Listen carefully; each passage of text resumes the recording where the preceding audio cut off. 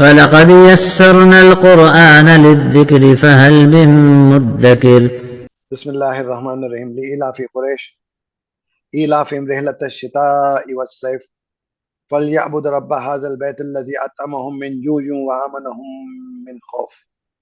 In the name of Allah, the most beneficent, the most merciful. For the familiarity of the Quraysh, their familiarities in the journeys during winter and summer, then let them worship the Lord of this house, the one who fed them against hunger and gave them safety and security against fear.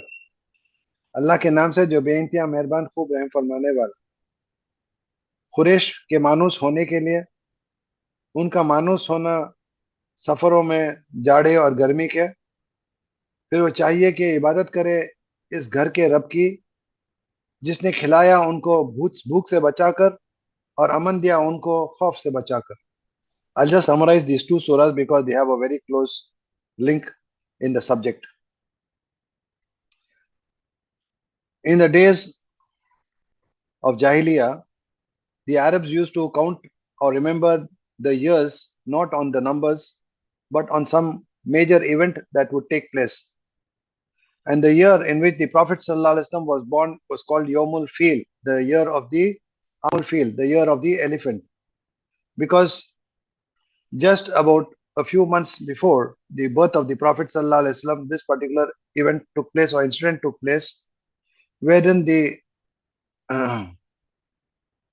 Abyssinian general, Abyssinian Christian general who was ruling Yemen at that time, felt jealous of the fact that each time during the annual pilgrimage during Hajj,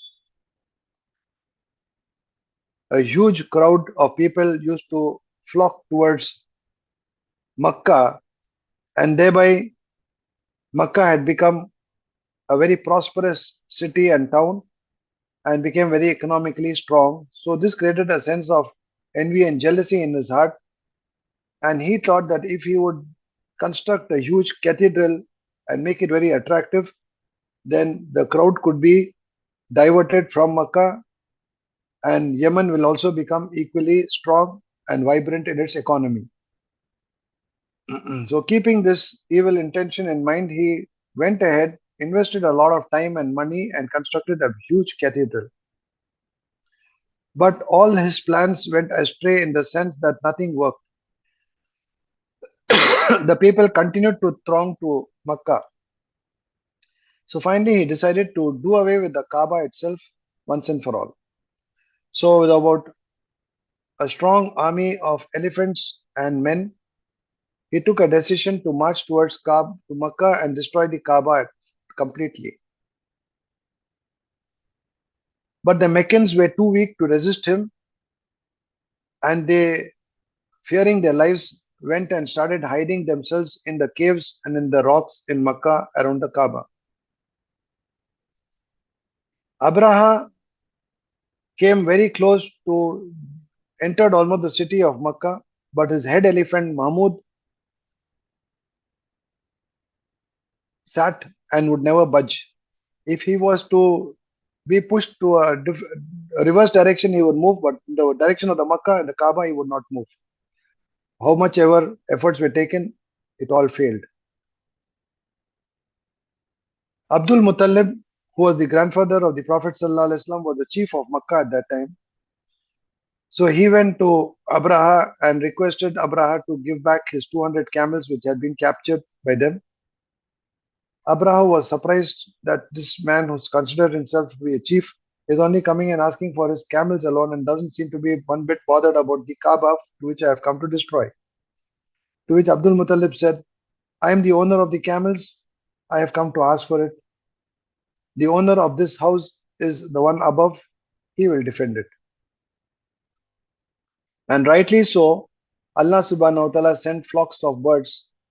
In their beaks was the pebbles of baked clay, which once fallen on any person belonging to that army of Abraha, pus would ooze out like a malignant capsule, like a malignant pistol, and that person would immediately fall dead on the ground. Abraha tried to flee away after that, but he too did not escape, and within a short distance, he too fell on the ground and died. And the complete army was destroyed, and Allah subhanahu wa ta'ala protected the Kaaba. Abdul Muttalib, along with his people, prayed to Allah, "O Allah, you are the one to safeguard this Kaaba, you take care of it," and Allah fulfilled their promise and their supplication because they called to Allah sincerely and exclusively without associating partners with Him.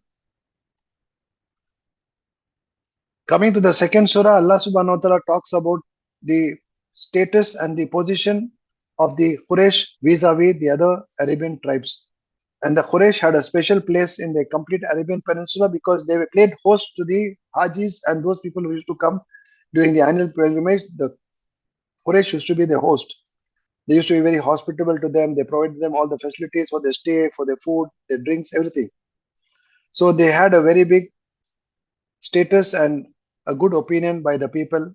And therefore, when plunder, loot, and arson was the order of the day, and any caravan flying anywhere in Arabia would be attacked, but the caravans belonging to the Quraysh will go untouched because of the exalted position the Quraysh held in the Arabian Peninsula by playing host to the people when they used to come for their annual pilgrimage.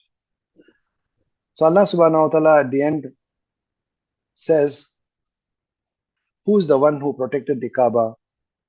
Who is the one who protected your city? Who is the one who gave you prosperity? Who is the one who provided you safety to your caravans and made you economically strong? Is it not Allah? Is it not the Lord of this house which has given you all this which you had not even dreamt of and you did not even deserve? Should it not be right on your part to worship Him alone? Why are you associating partners with Him? You yourself prayed to Allah alone, and Allah fulfilled your supplication and prayer and took care of you, took care of your city, and took care of the Kaaba.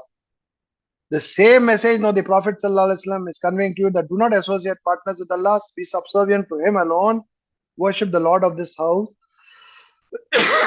and supplicate to Him. Do not associate partners. Why are you today turning away?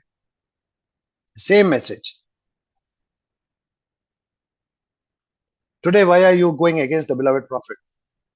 He is also calling you towards the message of Tawheed, which you had at that point of time adopted to save yourself, and Allah fulfilled and accepted your dua and saved you.